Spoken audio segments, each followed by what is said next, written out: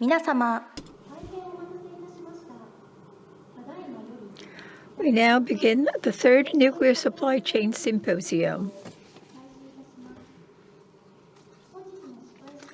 Allow me to introduce myself. My name is Yoshida from Japan and US, serving as the moderator. On behalf of the organizer, opening remarks will be delivered by Yoji MUTO, Minister of Economy, Trade and Industry. We will now play the video message. I'm Yoji MUTO, Minister of Economy, Trade and Industry. I would like to express my sincere gratitude for your participation today in the third Nuclear Supply Chain Symposium hosted by the Agency of Natural Resources and Energy. Tomorrow, March 11th, marks 14th year since the Great East Japan earthquake.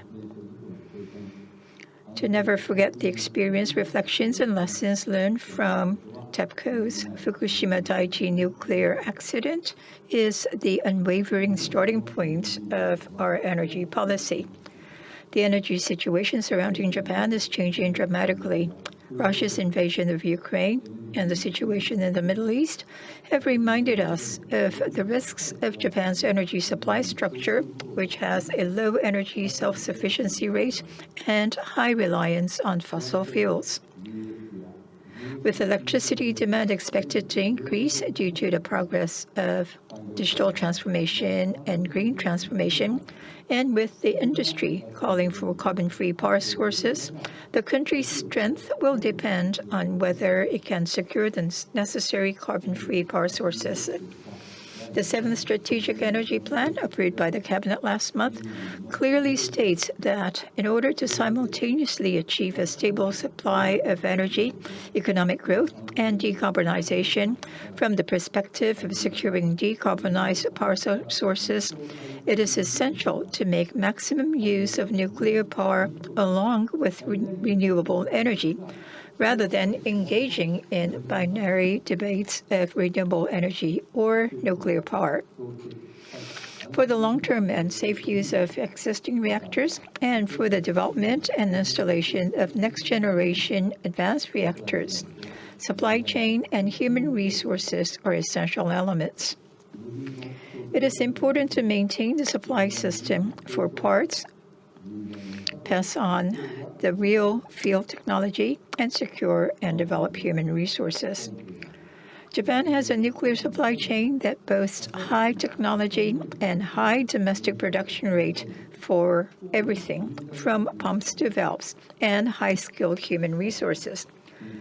However, this foundation is being threatened by the long absence of construction opportunities since the earthquake disaster in 2011.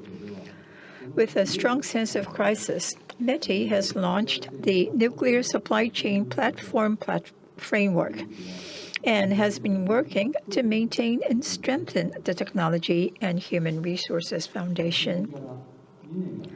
2 years have passed since its launch, and at the end of February this year, 11 power utilities that own nuclear power plants have joined the platform, making it a large community with a total of about 200 companies and organizations. Using this framework, we, the government, will listen carefully to your needs and work to maintain and strengthen the nuclear industry and human resources foundation. We have supported over 100 nuclear-related companies by supporting the development of equipment and materials, supporting the training of nuclear human resources, and sending public-private missions, and supporting the acquisition of overseas standards in order to build a supply chain. In the fiscal 2025 government budget proposal, we have expanded our supply chain support projects for the development and installation of next-generation advanced reactors, utilizing new financial resources from the Green Transition bonds. METI will continue to push forward with the nuclear energy policy under the new strategic energy plan. I sincerely ask for the cooperation of everyone in the industry. Thank you for your attention. ありがとうございました。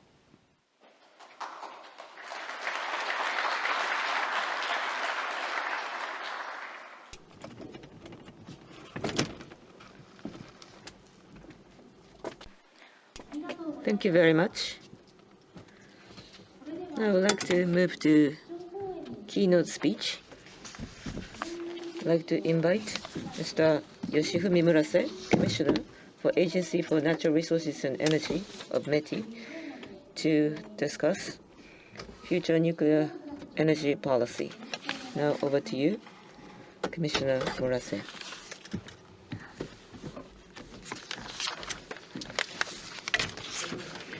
Thank you for the introduction. I am Commissioner for the Agency of Natural Resources and Energy, Yoshifumi MURASE. I'll be explaining Japan's future nuclear energy policy with a focus on nuclear supply chain. Now, yes, there it is. The slides are on.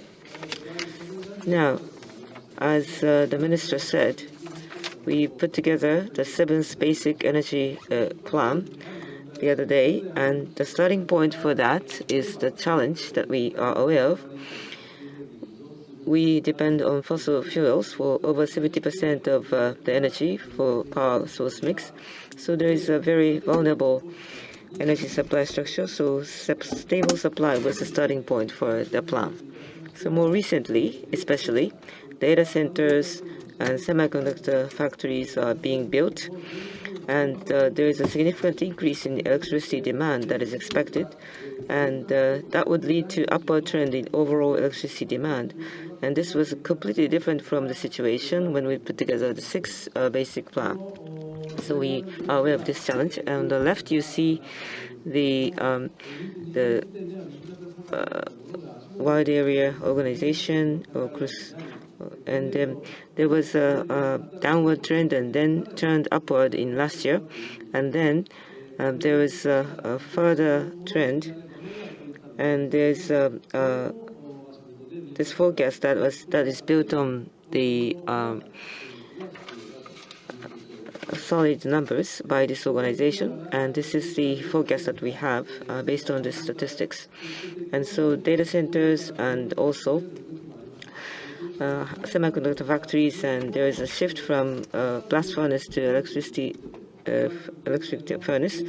And so for economic growth and people's lives, and also the energy growth, we have to have a decarbonized power mix. And if we don't have this decarbonized power source secured, then we may lose out the opportunity for economic growth, and that is something that we have to avoid, definitely. And that is a starting point for this basic policy. And for the world trend, there is a change. For example, in COP28, in the global stocktake, the nuclear power is one of the solutions to climate change as official document. And also, multiple countries have committed to the tripling of nuclear power capacity. So overall, around the world, there's a heightened demand for nuclear power. And more specifically, for specific companies, GAFA and other high-tech energy companies, in order to drive data centers, do need a decarbonized power source. And so some specific nuclear power plants have been acquired or restarted to have stable supply of electricity for their factories and data centers. And also for advanced reactors, this GAFAM's strong commitment is the support for overall flow of funds coming in. So there is a change in the support for wind power in the U.S., completely different from the previous administration. But probably for nuclear energy, there is still a positive approach that is still seen in the U.S. And in Asia, there is a decarbonized power needs. Asian countries have to grow, and there is a shortage of power, and you have to power the economic growth. And so decarbonization is what they are committed to. So as a strong result, they are looking at nuclear power. In Thailand, they have suspended nuclear policy, but then they revived. Sorry, it was Vietnam, not Thailand. But in Vietnam, last year, they decided again to introduce nuclear power plants. And at the beginning of this year, the ministry in charge came to visit Minister MUTO, and they just asked us to work together on this project. So there is a revived movement in the world. And in this context, as Minister said earlier, in this basic energy plan, as a message, stable supply of power and decarbonization have to be pursued simultaneously. So there has to be balanced power mix, not specifically relying on specific power source. So it's not a binary discussion of either renewable energy or nuclear power, but rather you have to maximize decarbonized power source, including both energy types, and that has been clearly stated in this basic plan. And of course, you have to promote restarting of nuclear plants and to secure decarbonized power source. But you have to also, we have also made clear the future directions for advanced reactors. If the plants have decided to decommission the plants, then there is a specific support for rebuilding the advanced reactors in the former site. So, especially for the nuclear supply chain, which is the topic of today, through nuclear supply chain platform, the commercial grade dedication for nuclear use, and also avoiding disruption of supply chain and human resource development. So we are introducing initiatives for human resource development and industry, academia, and government collaboration. And so this has been also positioned as a very important part. And this is the energy mix for this seventh basic plan. So in 2023, 8.5% for nuclear power. And there have been two more BWRs, Onagawa and Shimane, restarted at the end of last year. So this has increased to close to 10%. And we would like to bring this up to 20% by 2040. So that was also clearly presented. Especially for the new construction and new build, as a challenge, the existing power plants have to be maximized for use. So the blue is the 40-year use, and blue is using nuclear powers, all nuclear powers for 60 years. But even with that, there will be a decline in the nuclear power capacity, and it takes 10 years or 20 years to build a new plant. So we have to take action now. So that is a challenge that we have. And for next generation advanced reactors, light reactor reactors, SMRs, fast reactors, and high temperature gas reactors, and nuclear fusion. Of course, time frames are different, but we would like to support at the maximum for all of these types. So for the next generation advanced reactors, we have presented clear directions in the basic plan. As for the construction cost, the Vogel in the US and the Flammable in Europe, as you can see in these examples, the supply chain or industrial foundation has been weakened, and the cost has heightened. So if it is first time in a long while, then the costs tend to be higher. So, for example, in Germany, so with the utility charges increasing, they have the discussion of possibly going back to nuclear power.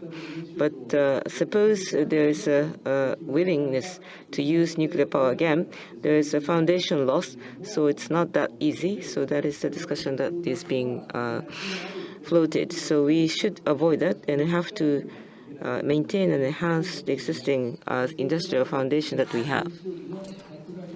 So when it comes to the nuclear supply chain, including the human resources, we need to develop and maintain them. And up until now, we had a very high domestic production rate of more than 90%, which we should be very proud of. We need to enhance, maintain and enhance, as it was mentioned by the minister earlier, especially when it comes to large forgers and the SGs and the turbines. We do have international competitors, so we need to accelerate the restarts of the existing plants and move into the development of the advanced reactors. On page 17, based on this understanding, at the symposium, we have put together a nuclear supply chain platform, and we will be focusing on various efforts. More than 200 companies is now participating at this. It's a large community, and in order to maintain and enhancing the supply chain, the government is going to put in various measures to support this. Through the platform, I would like to show some of the activities that we are providing. We have the capital expenditure support, and in order to participate in international projects, we will be supporting the players. And in this year, we will be using the GX budget so that we can expand the support activities. And also, in order to support the supply, we would like to go beyond the borders of individual organizations. So for that, we hope to create guidelines for commercial grade units. And we also putting together a compilation of information for the support activities, and we are also putting together a support center for the different players. And for the advanced reactors to be developed and installed, we need to make sure that we have a strong platform of human resource development, and different organizations are working together for that. We are looking at the gap between what is available and what is necessary. And we are also referring to different sectors in order to understand what type of support measures will be necessary. And when it comes to international construction projects,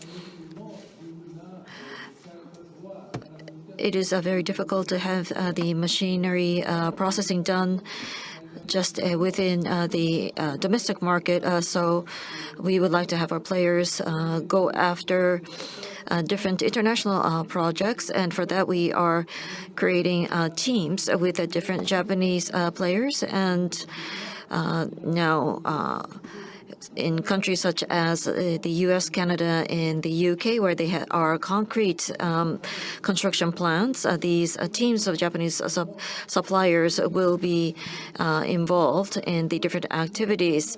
So far, these types of activities have been taking place 6 times. And with that, we hope that the business opportunities for these groups of players will expand. And we will also be supporting such activities.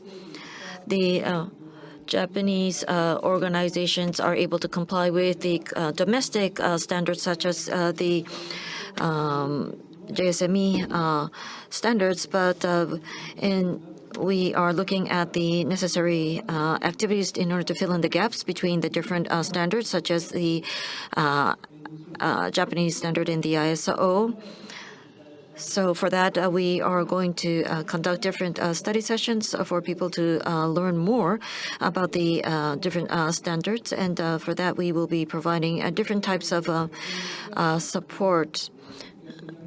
And to reiterate, in order to sustainably utilize nuclear energy, we need to make sure that we avoid prolonged construction periods and cost increases in the future due to the supply chain deterioration. We will make firm efforts to maintain and strengthen the nuclear power supply chain in accordance with the policy we have specified in the 7th Basic Energy Plan. So we will like to make sure that the private and the public sector work closely together so that we can lead the efforts in decarbonization activities, and we hope that we will get your continued support. With that, I would like to conclude my presentation. Thank you very much.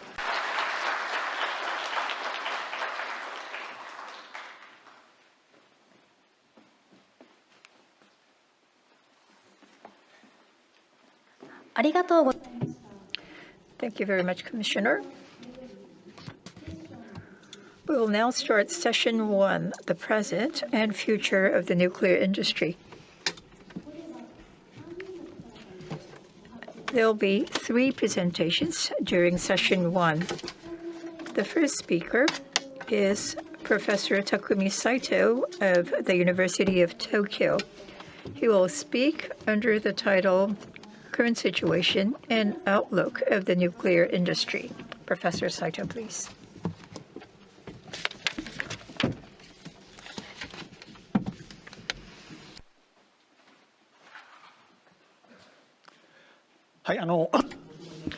Thank you for the kind introduction.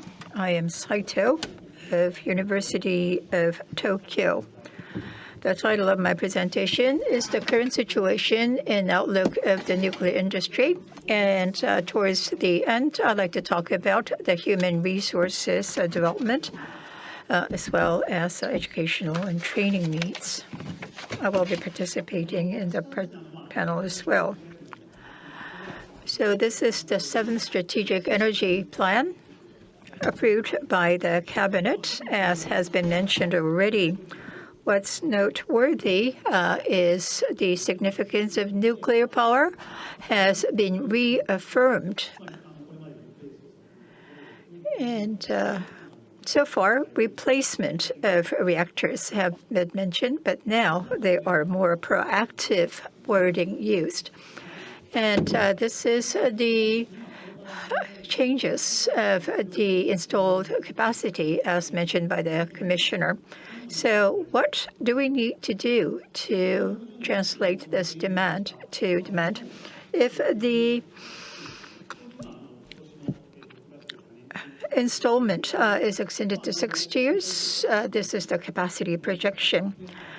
And we now see the restart of existing plants, and most probably we will be able to see the extension of operations of those plants that have been shut down for quite some time. And within the Advanced Reactor Working Group that I'm chair of, what are the expectations and what are the positioning of reactor types? We are discussing that, and here you can see that the state of development are quite different from reactor types to reactor types. In the case of advanced reactors, the discussion is way advanced, but in the case of SMR, which are to be used in a smaller grid, and then there are the fast reactors as well as the gas-cooled reactors with high value adds. There are many different types.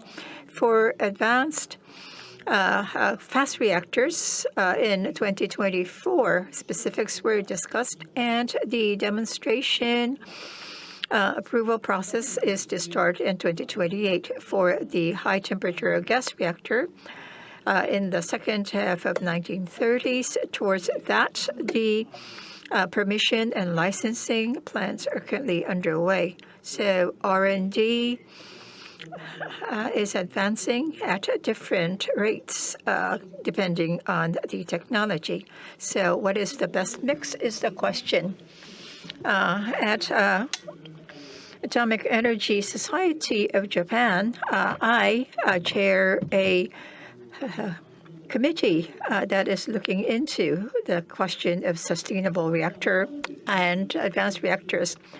So what do we mean by sustainable nuclear energy use? That is one very important aspect of the energy plan.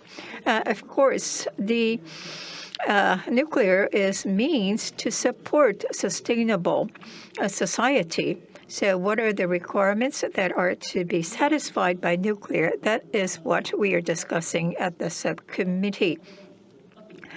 Their advancement of technologies and resource securing and others are taken into consideration. We have the short-term view and medium and long-term aspects in our discussion. And we're looking into 2040, 2050 longer-term views than what are being envisioned in the energy plan. What are the elements? We have to have the evidence-based discussion on what needs to be done. This is called the document verification. So based on certain assumptions, what would be needed? For example, if the life is extended to 80 years, is envisioned in the left-hand side of this slide. 2060 beyond is where the replacement will have to be implemented. And if fast reactors are feasible, then fast reactors will be the replacement. If the life is not extended to 80 years, then a major replacement will have to take place during the 2050s, which means that advanced reactors will have to be implemented. And this would mean that fast reactors will be implemented after year 2100. Decommissioning and replacement and new builds will all have to take place in parallel in order to achieve the envisioned power mix. And at our working group, we are making several suggestions. I'm not going to read all of this, but we need to present certain evidence and to make sure that there are consistency, including the fuel cycle and back-end process over a medium term. We need to present such scenario, especially regarding the supply chain and human resources. We have to present a scenario where all of that are satisfied and feasible. And from here, I'd like to talk about the human resources, education, training, and supply chain, because I am a university professor. And here we're looking at this red line indicates the number of students entering colleges. In 1996, the bottom, that's when I entered university. And for some time, we have seen fewer students majoring nuclear. And we can see that this was already taking place before 2011. We believe that Chernobyl is one cause. And during the period that was called the nuclear renaissance, we saw some recovery, but following Fukushima accident, we see a decline again. And in terms of the university professors, we see a very strange form. We don't have a very well-balanced structure. Reactor physics and design, these are the areas we see fewer professors. And this is the number of the members of AESJ. You can see a gradual decline, especially the student members are declining in number. And here we're looking at the students' job selections. There are students majoring in nuclear, but we see fewer graduates entering the nuclear industry. Here it says about 20% join the nuclear industry, but the reality is it's fewer than that. And students don't want to enter the nuclear industry because they don't see much future here. That's their honest feeling. So what are the challenges that we have to face against this backdrop? The Strategic Energy Plan clearly states the significance of nuclear energy. We also have to provide aspiring vision of nuclear in order to attract more young people. And we are seeing a decrease in labor workforce. And so through digital transformation, productivity needs to be improved. The technology expertise will have to be passed over.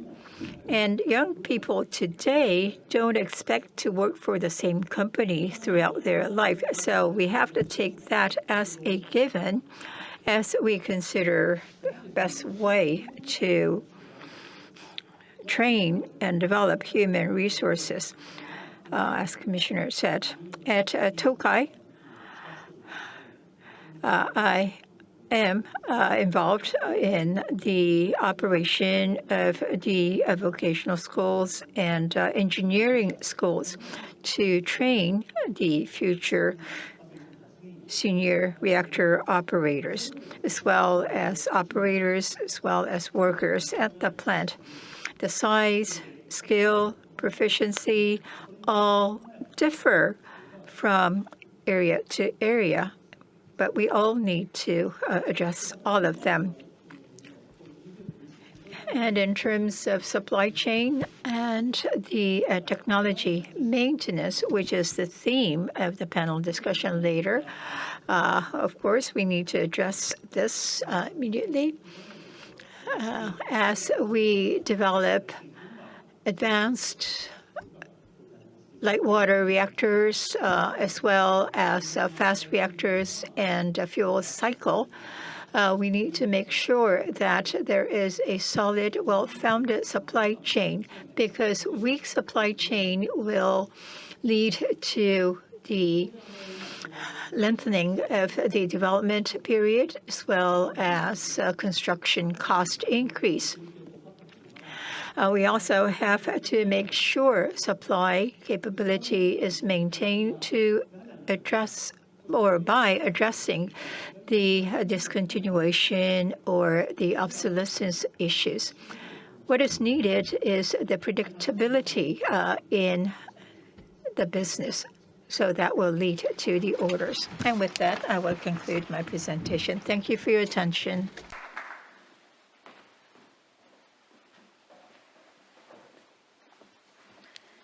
Thank you very much, Professor Saito. Now we'd like to move to Mr. Toshiharu Sasaki, Vice Chairman of Federation of Electric Power Companies of Japan, FEPC, talking about initiatives to secure and strengthen the supply chain. Now, the floor is yours, Mr. Sasaki.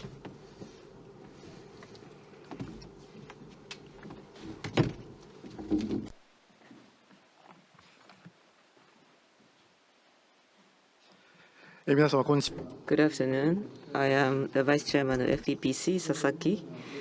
So thank you very much for giving me this opportunity to make presentation. Today, I'd like to talk about supply chain and day-to-day challenges and future initiatives and prospects. Now, the other day, the cabinet decision was made on the 7th Basic Energy Plan, and nuclear power is not a binary discussion against the renewable energy. Instead, we're going to maximize the use of both energies. And those nuclear power plants that have decided to decommission some of their plants, they would rebuild the advanced reactors within the site where they used to have the nuclear power plants. So there is a heightened expectation for nuclear power, as you can see from this plan. But as we stably operate the nuclear power, you have to maintain and enhance supply chain and human resources. And let's take a look at the restart and new regulatory compliance review. So in Japan, there are 36 plants, including those under construction. 17 have acquired the installation licensing, and 14 have been restarted. One of the BWR plants, Unit 2 of Onagawa of Tohoku Electric, was restarted in December last year. And then Shimane, Unit 2, was restarted in January this year. So for accelerated restart, we are making efforts. But as we consider the demand increase in electricity, there will be a new build necessary from the longer-term basis. So this is the third posting of this one. So this is the installed capacity for nuclear power for the future several decades. So green shows the 60-year operation presumed. Even after that, after 2035, the nuclear installed capacity is going to decline.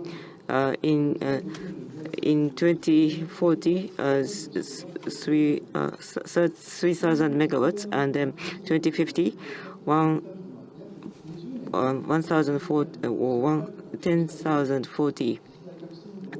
14,000 megawatts decline is expected. So we have to really consider this lead time for construction and then start working on next generation advanced reactor. So it's been 14 years since the Fukushima Daiichi nuclear power station accident, but there are 22 that have been suspended in operation, including those that have not applied for the new regulation licensing.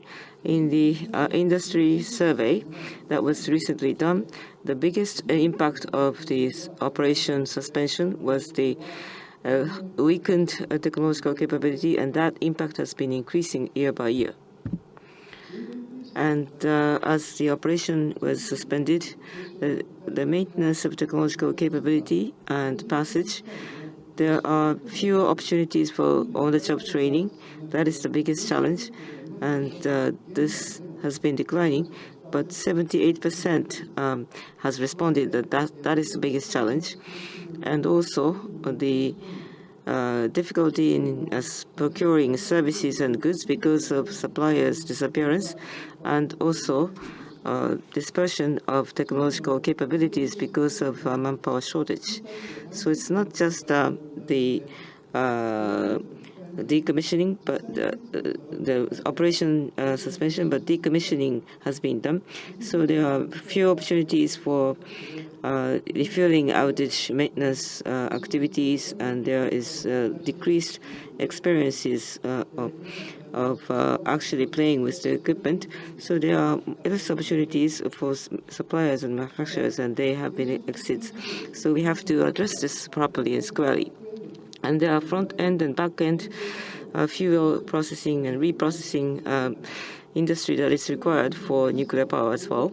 And for these industries, the similar technological capability, passage and maintenance is a challenge. And it's not just the power generation that will make the nuclear power work, but you have to have the supporting industries that is working. So this is the challenge that we have to take on as the industry-wide problem. In order to address these issues through nuclear supply chain platform, the government support is also necessary and important. So the manufacturers and suppliers have to take advantage of this framework to maintain and enhance talent and technological capabilities, and this has to spread to as many suppliers as possible.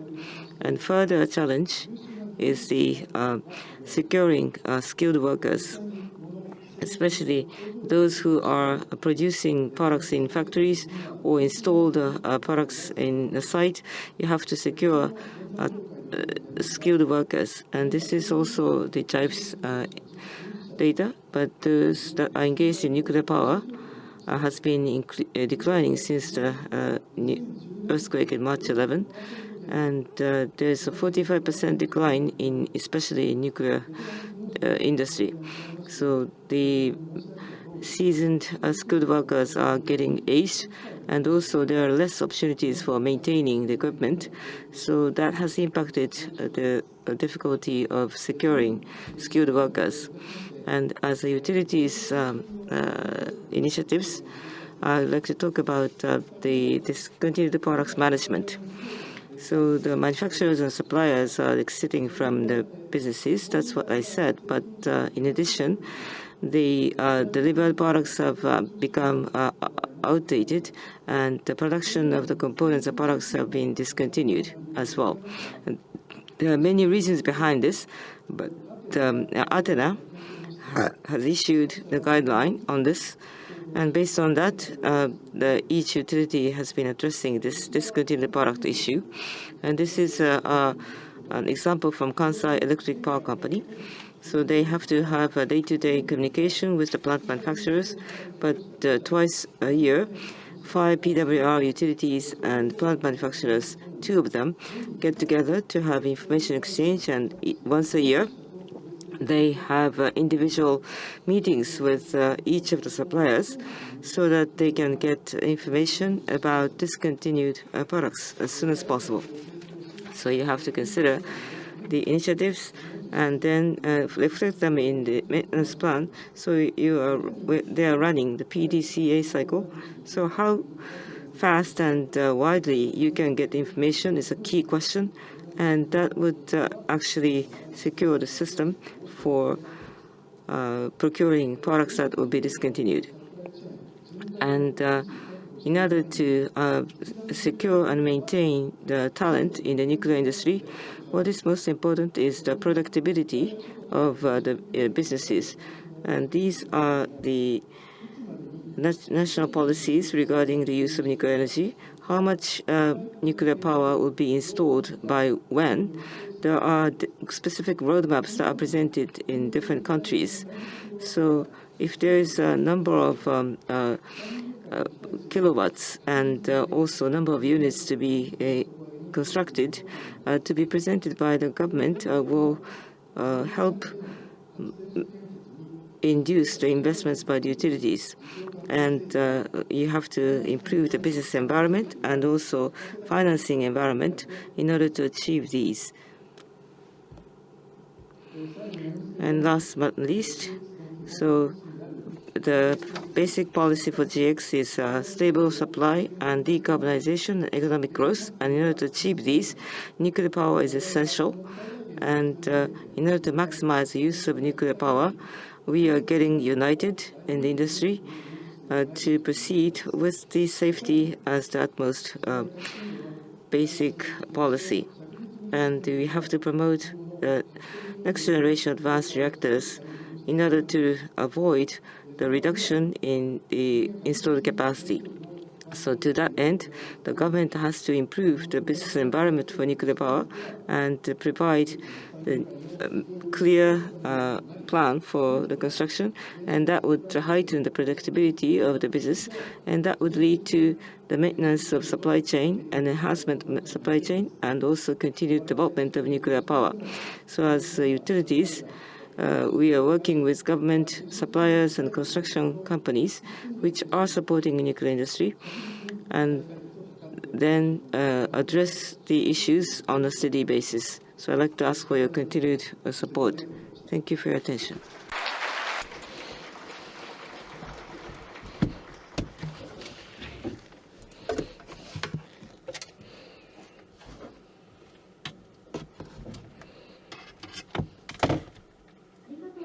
Thank you very much. At the end of session 1, we have a video message from the Director General of the World Nuclear Association, Dr. Sama Bilbao Ilion. The video message is in English. Please use the receivers for the simultaneous interpretation.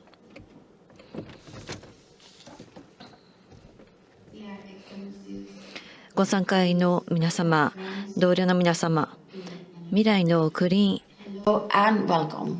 My name is Dr. Sama Bilbao Ileon, and I am Director General of World Nuclear Association. As you know, we are the international body that unites and represents the global nuclear industry. I want to start by thanking the Ministry of Economy, Trade and Industry of Japan for organizing this event, which is very, very timely and is gathering the right amount of thought leadership to think about the future.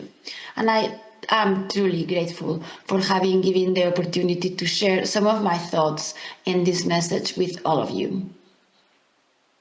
Nuclear is essential for meeting the world's growing need for reliable, economical, and clean energy. The ministerial declaration to triple global nuclear energy capacity by 2050, which is supported by 31 governments, including Japan, was first delivered at COP28 in Dubai, and then it was reaffirmed and expanded at COP29 in Baku. And this pledge to triple nuclear capacity has also been supported by 14 major financial institutions and more than 140 nuclear companies working all over the world throughout the entire value chain of nuclear. So this declaration demonstrated the recognition of nuclear energy as a clean energy technology. And while it was announced within the climate change framework, the importance of nuclear was always underscored by its ability to provide reliable and secure energy, both for electricity and heat, which of course provides an enormous opportunity to decarbonize the entire economy while ensuring growth and industrial development. The global landscape for nuclear is very, very, very clear. Around the world, countries are considering and reconsidering nuclear energy. Even just last week, in my home country of Spain, I was party of conversations that might be starting to extend the operations of the current nuclear fleet that provides 20% of the electricity in Spain. So the conversations with the stakeholders that we are having on nuclear have really evolved from why nuclear in a few years ago to how much, how soon, and how can nuclear be delivered and implemented. So the understanding has evolved to the range of applications of nuclear, its integration into carbon market, and the requirements that are needed to drive investment in nuclear projects.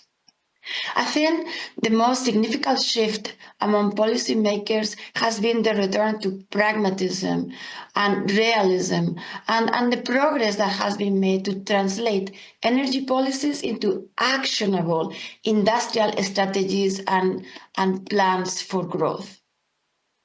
So we continue to work on delivering the full potential of nuclear energy, providing clarity on the financial aspects of nuclear projects, including cost, timelines, and the supply chain needs.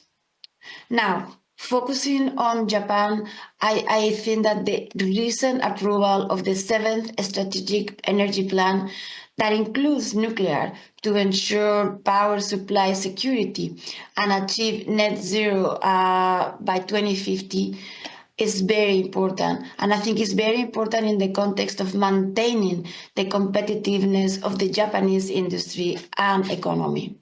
So we truly applaud this step and we emphasize the importance of advancing nuclear technology alongside investment in human resources and very much enhancing the understanding of the public of the true facts about nuclear energy.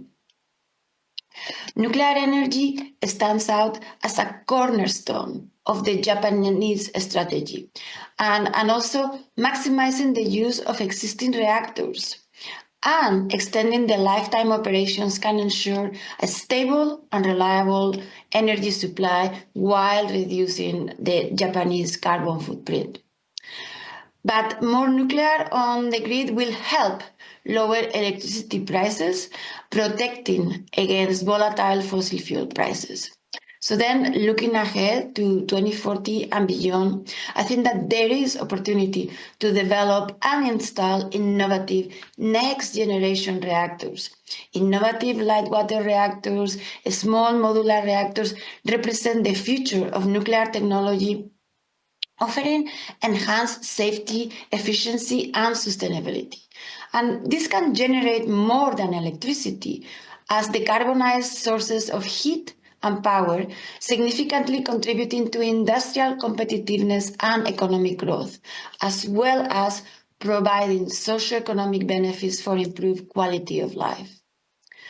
Japan's nuclear industry and human resource base make a significant contribution to the domestic economy and employment. They are essential for the restart of existing reactors and the development and installation of the next generation innovative reactors.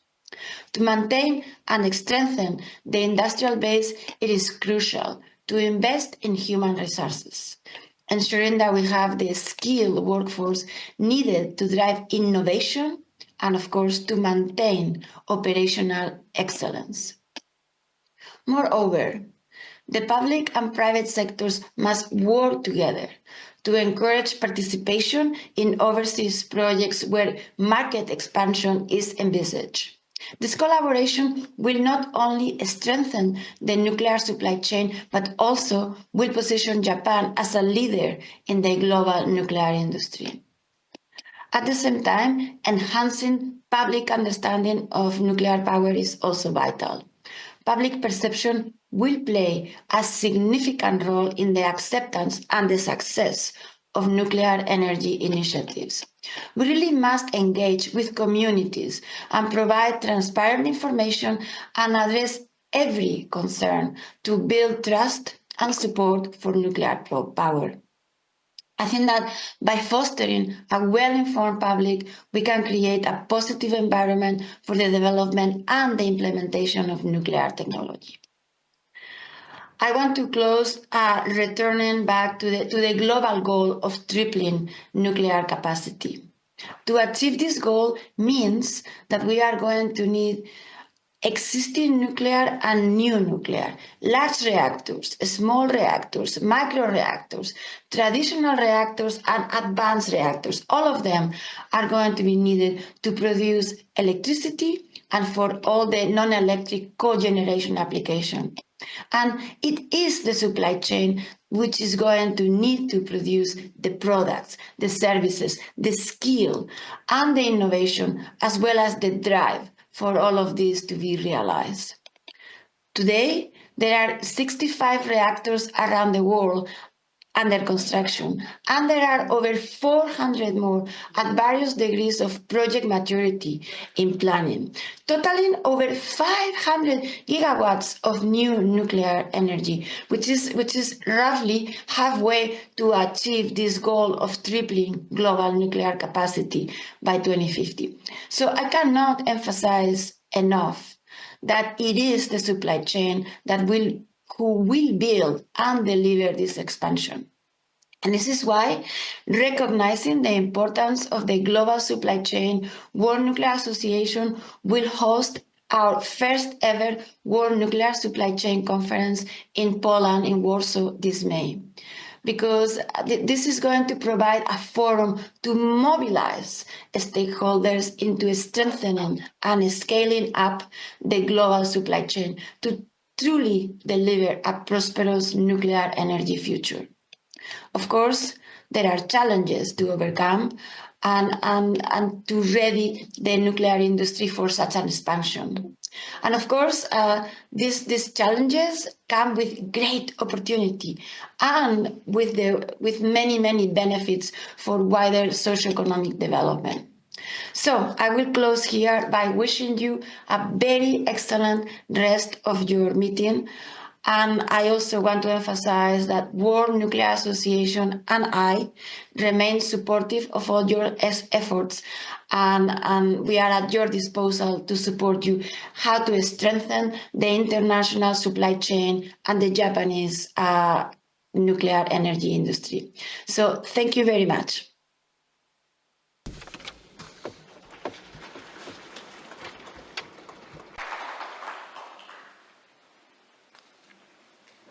ありがとうございます。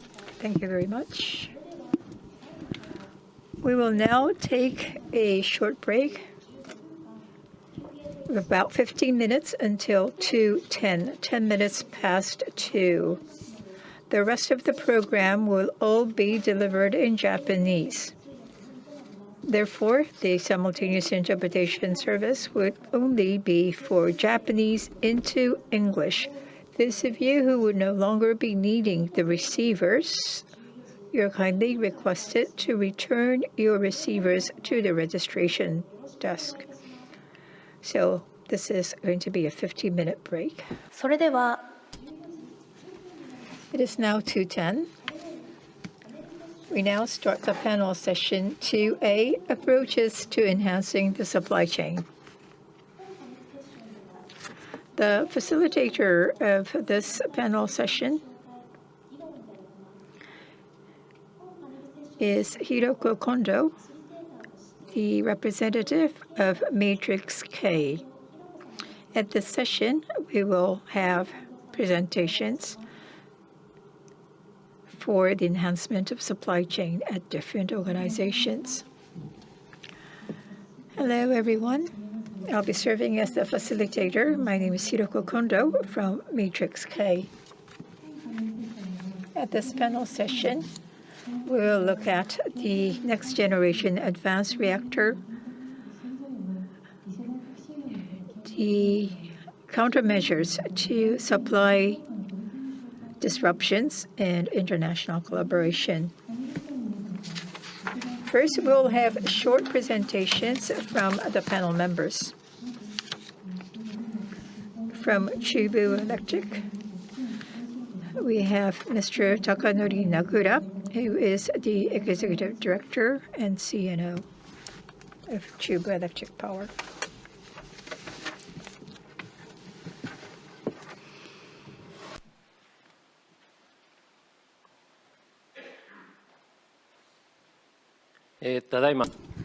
Thank you for the kind introduction. My name is Nagura from Chubu Electric. I would like to talk about efforts to strengthen supply chains, focusing on the next generation advanced reactors from the perspective of nuclear operator. Currently, we are focusing on initiatives for restart and stable operation. We are accelerating that.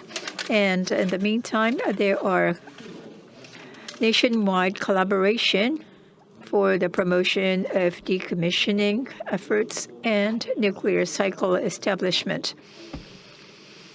The 7th Strategic Energy Plan clearly calls for the expansion of nuclear, which is truly encouraging. For the maximum use of nuclear, we need to strengthen the supply chain, and everybody agrees to that. And in this situation, the utilities have the mission to promote the activities to enhance the business predictability so as to help the manufacturers, vendors, and other nuclear industry corporations. We need to achieve the restart of the existing reactors, of course, and given that we have lost the opportunities for constructions over a long term, we need to secure the technology and the human resources and creation of business opportunities through the development and construction of next-generation advanced reactors. As has been explained by the minister earlier, there are many people involved in this whole process. And as the one who will be placing orders, utilities have a very heavy responsibility. In this slide, I have highlighted 3 things that are considered important from the utilities' point of view for the introduction of next-generation advanced reactors. Currently, the vendors are engaged in development, And the utilities need to be part of the efforts in design so as to ensure the needs. And for the stable provisioning of the equipment, we need to increase the CGD application, the commercial grade dedication. We also need to standardize the plant design so as to have a more standardized specifications. We also need to engage in active dialogue with the regulators to establish the necessary standards. Based on that, on the part of reactors, we are proactively engaged in various activities to enhance the predictability, which will lead to the enhancement of supply chain going forward. We need to maintain the technology in Japan, and we also need to expand overseas opportunities. For that, utilities and suppliers need to work as one team, consider the overall benefits, and to start the discussion on the sustainable use in the future. It is high time we start engaging in that. From here, I'd like to share with you some of the initiatives at Chubu. First is to enhance the predictability of regulations. SRZ 1200 is being used to engage in the technical discussions between ATENA and NRA. And we have established the working group to start the discussion on the BWR, next generation reactor, light water reactors. Toshiba IBR and Hitachi HBAR have already been incorporated in this, and we will further verify that. And here I'd like to share with you what Chubu is doing on its own. We are promoting the joint development with various vendors and manufacturers. And this is very important in order to secure increasing options going forward. First is the study in enhancing the siting flexibility of small reactors. We made this presentation at the AESJ meeting held back in spring of 2024. I also would like to share with you the international collaborations that Chubu is engaged in. We have decided to invest into NuScale Power, and we have already gotten stake in that business for the next generation technology development. We would like to secure all possibilities in terms of technical technology options. Thank you. ありがとうございました。 Thank you very much. Now moving on to Mitsubishi Heavy Industry, Senior Fellow and Deputy Head of Nuclear Segment, Mr. Yoshinari Iwasa. Please take the floor. I am Iwasa from MHI. I'd like to talk about innovative or advanced LWR SRZ 1200 development and supply chain enhancement for new build realization. The first slide is what we are working on currently. This is the lineup of the advanced reactors that we're working on. The top left, the SRZ 1200 is the reactor, advanced one.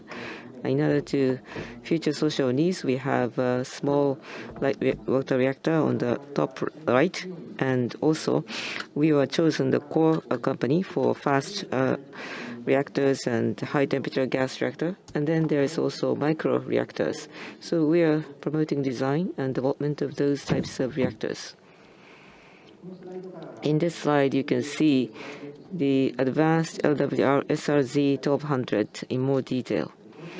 So in this plant, we are trying to have early commercialization. So using the proven technologies, we have safety measures for unique to new plant, and we have to have a world's highest safety. And this is a concept, and a super safe and environmentally friendly and stable supply of large-scale electricity. These are the concepts behind this. And there's a fine print, but on the bottom right, there is our passion behind the abbreviation SRZ, just for your reference. Now, the latest progress of development of SRZ 1200, PWR, 4 utilities are working together to have a standardized plant for SRZ. And at the moment, basic design is almost complete. And for licensing, there are demonstration trials that are being done with the support from METI. And also, at the bottom of this timetable, as Mr. Amura said, in order to enhance predictability of regulation, we are having negotiations and dialogue with NRA since December last year. Going forward, as you can see, the second from the bottom, we are going into the actual siting of the plants and taking into the conditions unique to the site. We would go into the individual design of the plants. Now, earlier, I talked about demonstration trial, but this is one of the examples. I'll skip over the details, but in SRZ 1200, we changed the design. So at the center of the plant, there is a reactor pressure vessel. In order to enhance the safety of that vessel, we've changed the design. And then with the new design, we are checking whether there is a water flow inside the vessel. So we have put together the scale mock-up and model to see whether the water is flowing or not. Now, from now on, I'd like to go into the main theme of today, which is supply chain and our initiative on that. So, high technologies supporting nuclear plant has been accumulated inside the domestic companies. So internalization, domestication of technologies are getting mature in this industry, and it is very important to maintain this industrial foundation. As you can see in the pyramid diagram, there are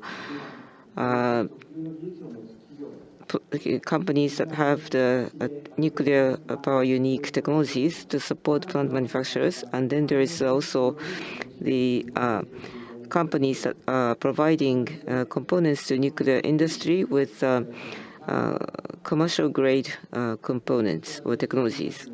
So for the new build and replacement with the SRZ 1200, we have to maintain and enhance the supply chain that we already have. Now, what about enhancement of supply chain, and what about our initiatives? There are 3 slides to come.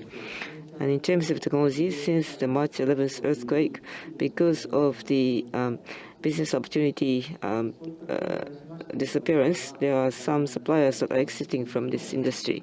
So there are 3 initiatives that we're taking. First one is the supply with the alternative suppliers. If that is difficult, then we'll develop substitute equipment and products. And if that is also impossible, then we would internalize the production itself inside our company. So in order to going through this, we are trying to address the supply chain issue. And from 2020, with the support from METI's Nuclear Industry Foundation Enhancement Project, we are developing new materials and new products for building advanced light water reactors. For example, a steel plate for a containment vessel, and new type of valves for passive opening mechanism, and environmentally resistant transfer equipment. And as part of the GX promotion initiative, we'd like to proceed with these initiatives. This is my last slide. So here you can see the business partners that are constituting supply chain. We're visiting them and also having some dialogues. As you can see in the photo on the right, there are executives from our company visiting business partners, or there is a business partner exchange meetings that we are holding, talk about the current status of nuclear industry and future prospects. We will share those with the business partners so that we can maintain and enhance the collaboration inside the industry, so that we can have support from the more than 200 business partners to realize the advanced light water reactor. Thank you. Thank you very much. Next, from Toshiba Energy Systems, we have the Chief Nuclear Engineer, Mr. Keiji Matsunaga. Mr. Matsunaga, please. Thank you very much for the introduction. From Toshiba Energy Systems, my name is Matsunaga. Today, I would like to talk about the efforts to strengthen the supply chain. First, I would like to talk about the commercial grade adoption activities mainly. First, this is the environment surrounding the BWRs. At the end of last year, 2 units of BWRs, Onagawa Unit 2 and Shimane Unit 2, have restarted. With this, with the plant operations, the maintenance business will be restarted. And there is also going to be continuous activities to restart other BWRs. And as you can see on the left-hand side, in order to improve the value of the operating plants, there is going to be many upgrade-related activities for long-term operations. And then there's going to be the development and constructions of the advanced reactors. We will be using the GX promotion budget to develop advanced reactors and to also maintain and enhance the supply chain. The environment surrounding BWRs are gradually improving, but there has been the impact of the long-term shutdowns, and we need to overcome the various challenges. As you can see on the left-hand side, there's the decreasing opportunities of maintenance and production activities, and we have engineers that lack experience. And the suppliers that make parts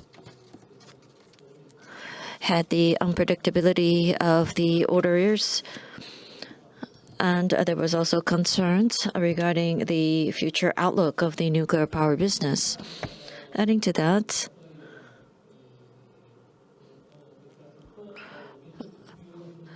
there is this unique quality requirements when it comes to the nuclear industry. So maintaining the facilities for that is becoming a burden. So on the right-hand side, you see some of the measures that we are implementing. First, for the shortage of human resources, we have created training opportunities, and we are also concluding long-term maintenance contracts to improve predictability. And we also try to have the suppliers understand what possible future there is for the nuclear power industry. And we have also several measures to avoid some of the suppliers from withdrawing from the sectors. For example, we have a special budget set aside for spare parts. We also try to have flexible arrangements with multiple suppliers.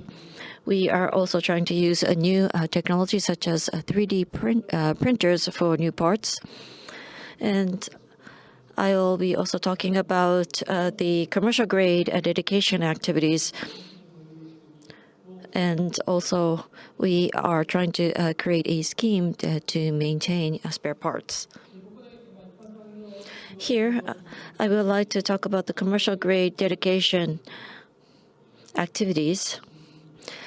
In short, it is CGD. And you see the outline on this slide. On the left-hand side, you see the current situation for nuclear parts. The supplier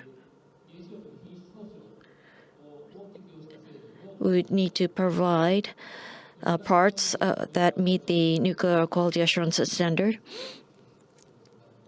Some are bought by the vendors. In some cases, it's the power companies.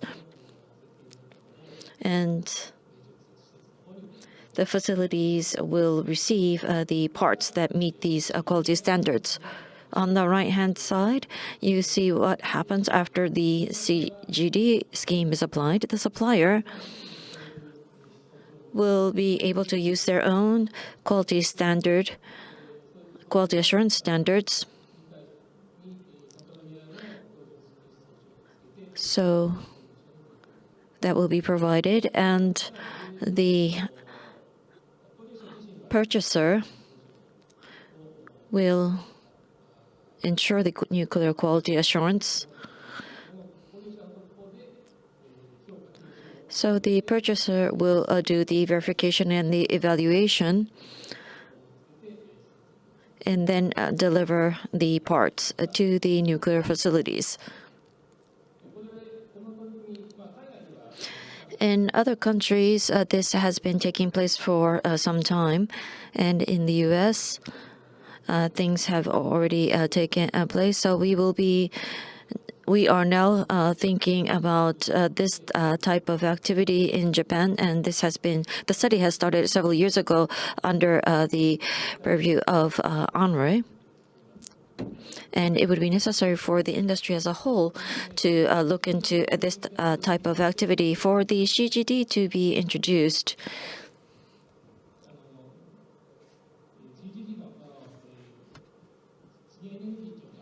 ANRA has consigned this activity to us. On the left-hand side, you see that the performance of the products will be evaluated by the purchaser, and then it will be adopted and provided to the nuclear facilities. The output, the supplier side can reduce the quality control costs, and the commercial grade parts will be able to be provided to other industries aside from the nuclear industry. And the purchaser will be able to avoid the risk of some suppliers withdrawing from the industry. And this also means that there will be more options of suppliers. And cost reduction is another benefit that could be enjoyed. And at JEMA, the Japan Electric Manufacturers Association has put together a guideline in October of 2022 for the adoption of commercial grade products. On the right-hand side, you see a motor valve, a commercial grade motor valve that has been actually adopted at a site. This is the adoption process for CGD. So this is a brief description of this.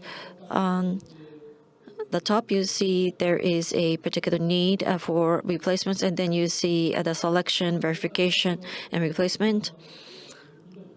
The green area is where you study the different suppliers. And if it's a nuclear product, it can be adopted right away. But if it is a commercial grade product, you will follow the flow that is in blue. First, you will study the part, and then you will identify the safety function, and then you would also look at the critical characteristics of the part. This is going to be at the important point. And then the method for the verification is selected. In the guideline, there's about 4 methods. So number one is the evaluation and inspection and analysis. Number two is the supplier survey. Number three is the inspections, and then the fourth one is the performance evaluations. And after going through these verifications, the part will be delivered to the site. And here you see the overall efforts that are made by the industry to maintain the supply chain. On the left, you see the nuclear power licensees, and you see that information is shared between the plant vendors.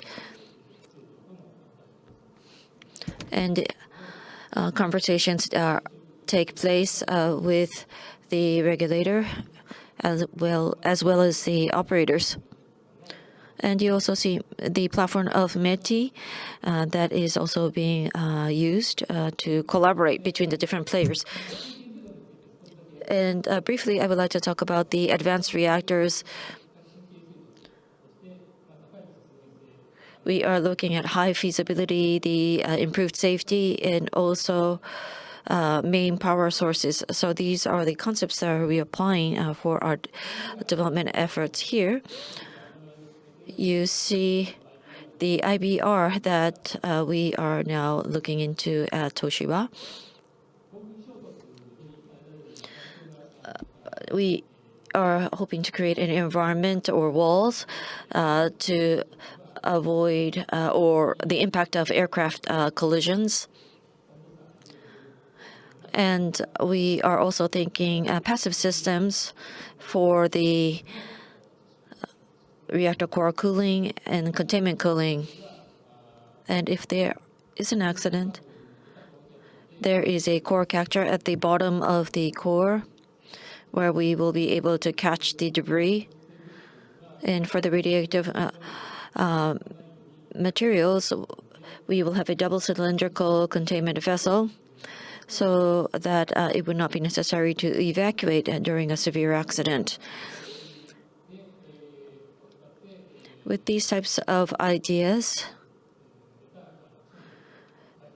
we are now developing this advanced reactor, and we believe that this activity is very important for the predictability of our suppliers. That is all for my presentation. Thank you very much. ありがとうございます。 Thank you very much.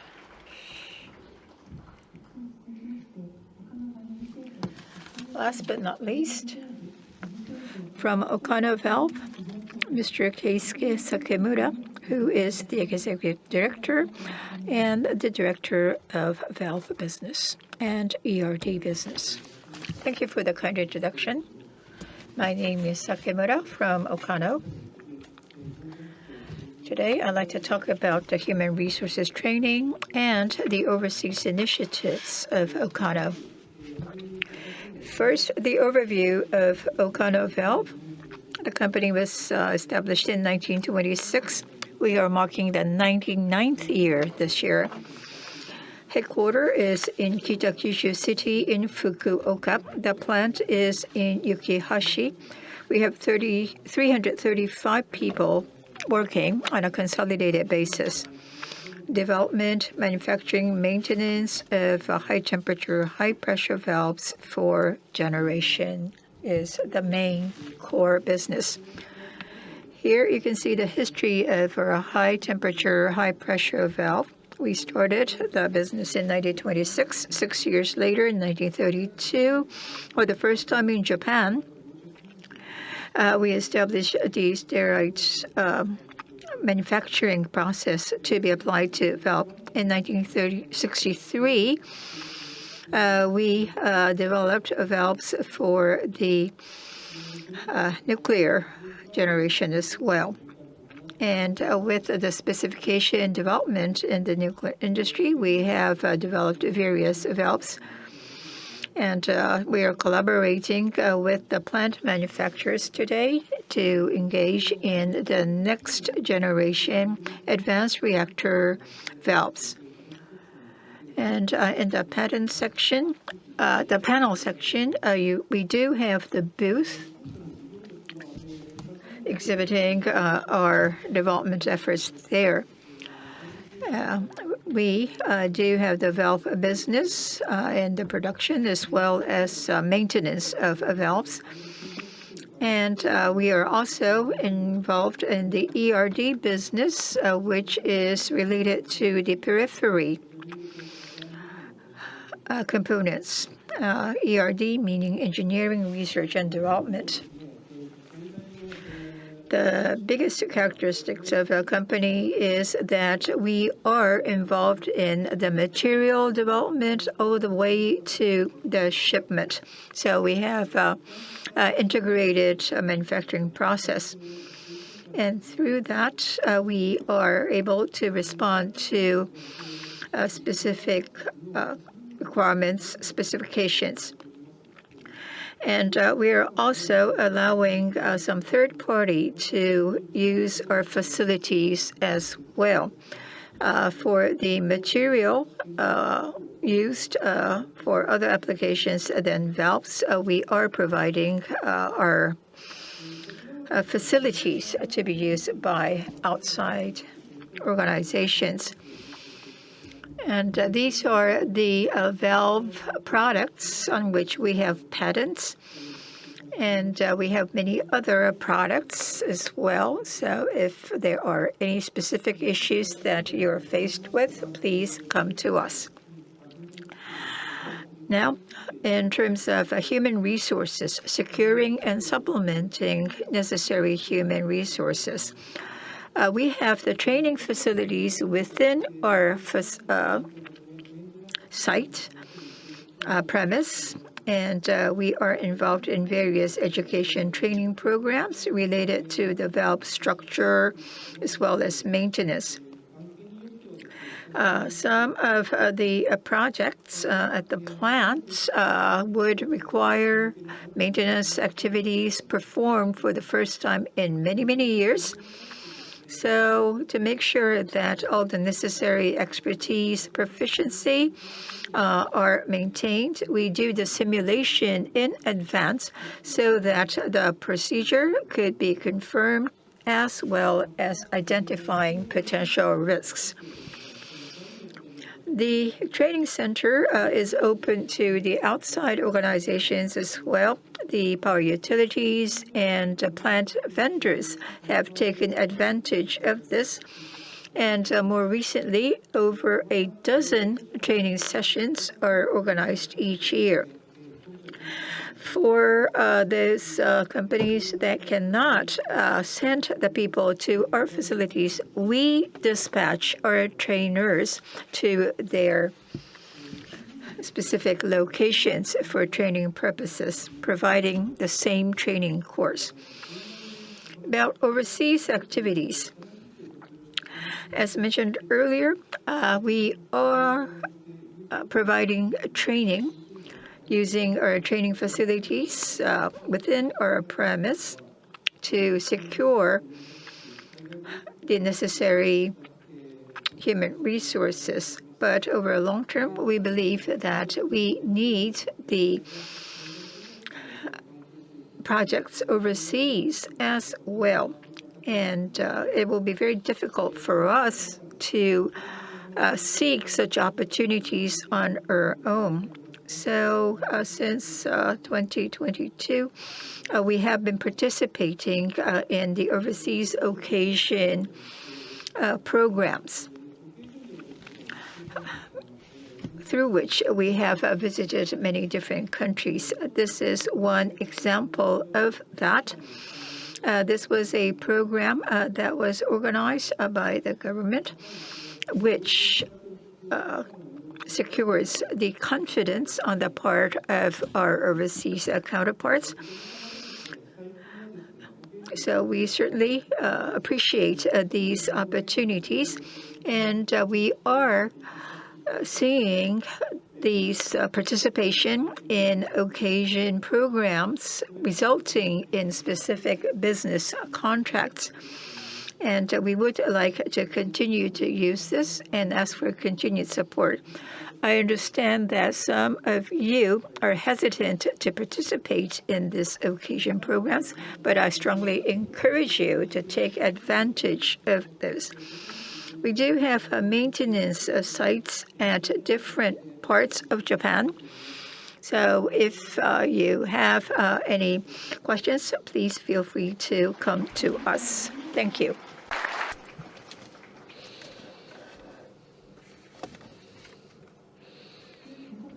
From here, based on the presentations, we would like to have an exchange between the panelists. We have the International Nuclear Coordination Officer from the Nuclear Policy section of the Agency of Natural Resources and Energy, Mr. Satoru Yasuraoka, as well. I will be asking you to make some comments through some questions, and I'll be calling you son. First, Mr. Nagura-san from Chubu, you have established the BWR branch, and based on the presentations you heard from the three vendors, can you let us know what the challenges and expectations are for the suppliers from the power company perspective? Yes, thank you very much. There are many people involved in the supply chain in the nuclear sector. It is very important to sustain the supply chain and also develop the supply chain, and I believe that we need reassurance for that. As we heard from Professor SAITO, and for the students that hope to come into the industry, we need to make the industry appealing. And the new energy plan was created by the government, and now it's our time. And we still need to make a little more effort in order to restart the Hamaoka plants. So we need to go back to normal and have periodic maintenance activities and replacement of parts. Obviously, this will be important. And also, as Mr. Matsunaga-san mentioned, it's not just about the nuclear grade parts, but we also need to make sure that we focus on the commercial grade parts as well. And based on the reactor law, we have the primary responsibility towards nuclear safety. So we need to think about the compliance of our requirements. It's not that we are taking a negative perspective. We are trying to be positive. The power companies and the vendors and the different players are now working together in order to study different options. And when it comes to the advanced reactors development and construction activities,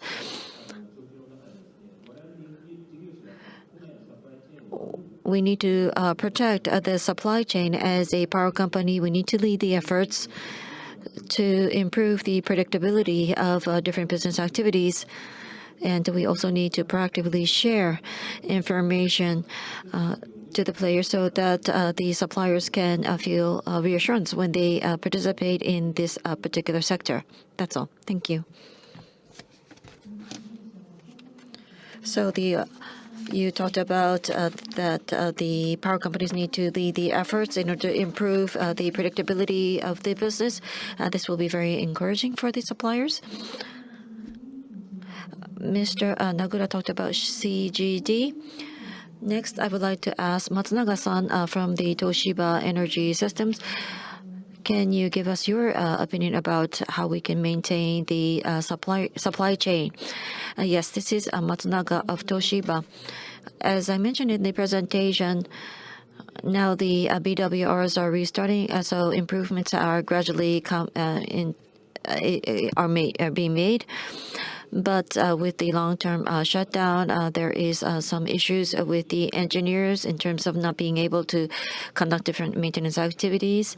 And also we're seeing the issue of aging of our seasoned engineers.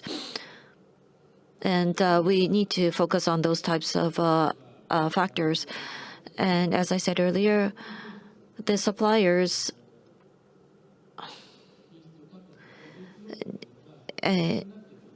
is sometimes face heavy burdens in order to maintain the nuclear grade quality.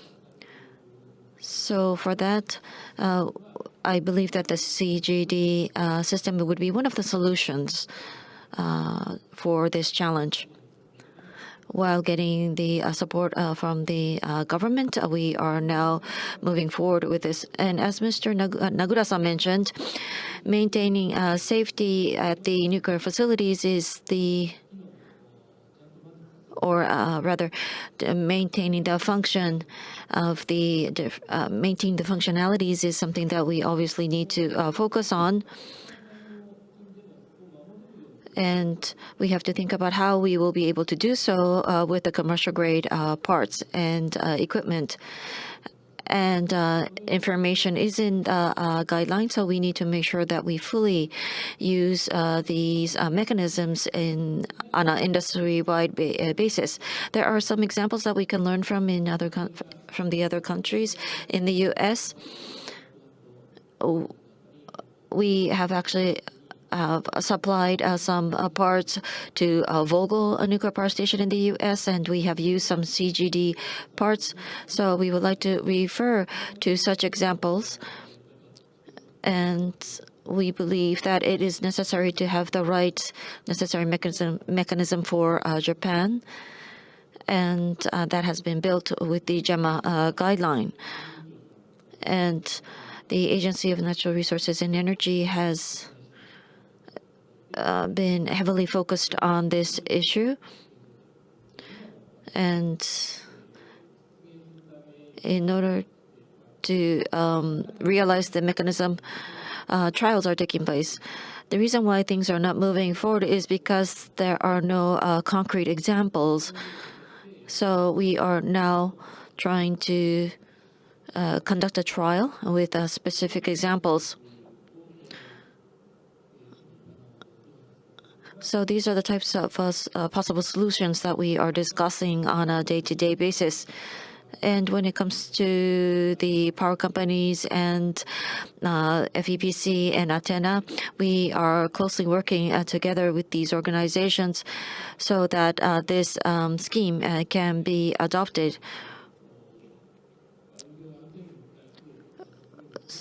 And based on maintaining the safety of the operational aspects, we would need to study this. So the trade organizations, power companies, and the stakeholders are working together very closely, and hopefully from there we will be able to think about the optimum solution for this. Thank you. Thank you. Next, Iwase-san from MHI. Do you have any comments regarding the presentations from the power companies, and can you talk about the collaboration between the business partners? Yes, this is Iwasa from Mitsubishi.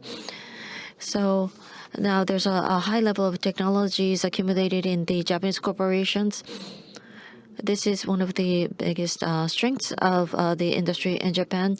And Mr. Sasaki from FEPC, and as Nagura-san also talked about this, now the power companies are also working on the supply chain.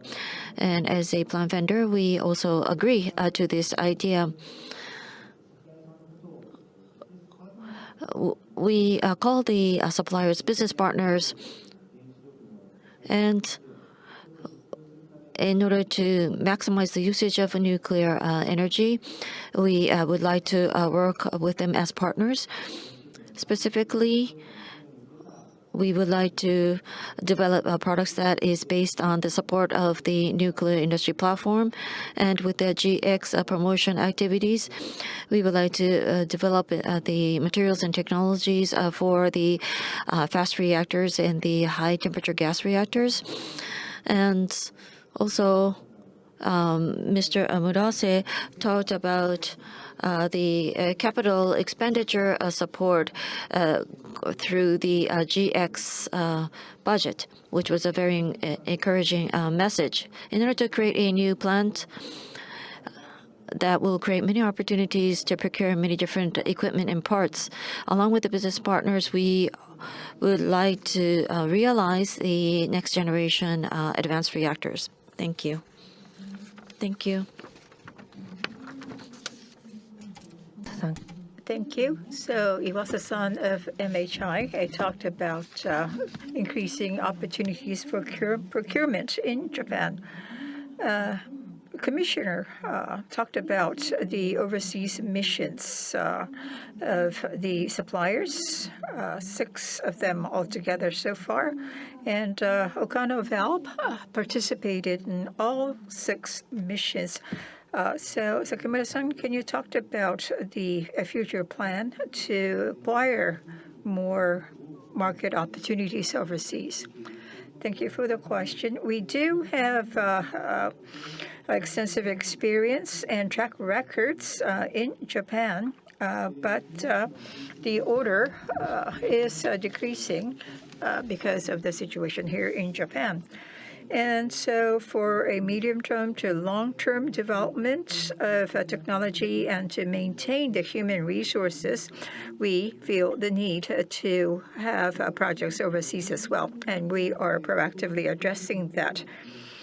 And of course, if we are to do that on our own, it will be very difficult to build such connections with overseas manufacturers or to participate in overseas projects. So this occasion program is truly appreciated with the support of METI and with the support of the peers. And I certainly appreciate this opportunity being provided. And in the latest occasion, METI has reported that there will be a strong support being provided so that all the things that need to be satisfied to participate in new projects overseas will be supported, which would include acquiring the ASME certification.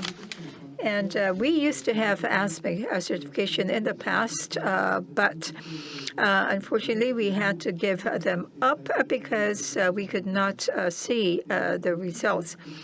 And I think many other companies in Japan have experienced the same. So in order to participate in overseas projects, we really need these programs, and we will actively take advantage of that. And I encourage the companies to do the same. Thank you. At this session, we looked at what the situation is in terms of the development of next-generation advanced reactors, as well as in enhancing and maintaining the supply chain towards new construct. Now I'd like to invite Yasuoka-san of ENRI for your observation. Thank you. Over the last 2 years, we have seen many progress. For example, at G7 meeting, and also IAEA recently issued analysis, and COP3 or the COP meeting has also made the statement, which all point to the increased expectation of nuclear. I understand that there are hundreds of participants today at the symposium, and the number is increasing each year, which is rare. And so those of you who have participated in the first symposium can see and must be surprised that this is becoming more active in Poland, Hungary, and Sweden. With those countries, we do have MOU for the nuclear cooperation. In Poland, for example, the Vice Minister Takeuchi visited that country to sign the MOU. And in fact, he is seated at the very first row. So I'd like to take this opportunity to thank the support being provided. So on the government level, the momentum is increasing. Over the last 12 months only. And there have been 6 occasions, as Okano, a valve representative, has said, and Okano has been participating in all 6 missions. So we are in close contact with our government, overseas government counterparts, as well as industry representatives. And what we find is that there is a we are now moving into different phase. The previous phase has been that nuclear is important for decarbonization, but now it is now considered as more opportunities. SMR, Gen 3, Gen 3 Plus, Gen 4. The discussions are getting more specific in different countries as to what the technology options are. There also is a discussion on how to finance these. So the policy challenges are becoming more specific as well in some countries. So the question is, what can the Japanese government do to take advantage of this momentum? So we need to be more specific as to how best we can help the industry. I'm not going to repeat what has already been said, but our policy division, we are aware that because of the absence of activities over the last several years, we are seeing the weakening and the shrinking of supply chain, but now the momentum is changing. The elephant in the room has now going away. And we are also supporting the ASME acquisition support and others. So if I could say so myself, I think we are making very proactive programs. And of course, these programs are the result of getting the feedback from the Japanese industry and overseas industry representatives regarding what is needed, what support is being needed. So I'm hoping that we can enhance such efforts. And regarding the CGD, thinking about the next 10 years, 20 years, I know that this is going to be very important in securing the supply chain, as Chubu and FEPC speakers said. We have great expectations, and we'll enhance that. In a nutshell, to resolve the nuclear challenges, I believe the bird's eye view and bug's eye view both are needed. In other words, the top-down to bottom-up perspectives, both are needed. So instead of just talking about the big picture, the bird's eye view, we have to pay attention to what the real needs are. We should get the feedback from people at the very forefront of the industry engaged in the activities. Thank you, Yasuoka-san. With this, we complete this session. I'd like to thank the panel members, and I also like to thank the audience for your kind attention. Kondo-sama. Thank you, Kondo-san, and thank you, the panel members, and Yasuoka-san. Please join me in thanking the panel and Yasuoka-san and Kondo-san for their contribution as they return to their respective seats. Thank you.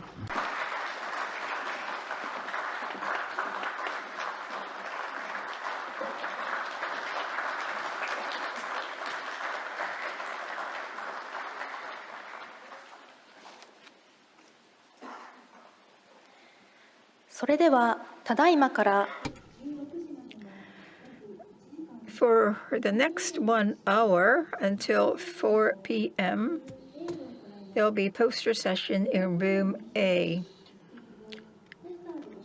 We do have various posters depicting the technology and track records of Japanese corporations, and beverages are served. Those of you who will no longer be needing the receivers for simultaneous interpretation, please return them to the registration desk. For the online participants, this will be a break of about 1 hour for you. Your understanding is appreciated. The next session will start at 4 p.m. Thank you.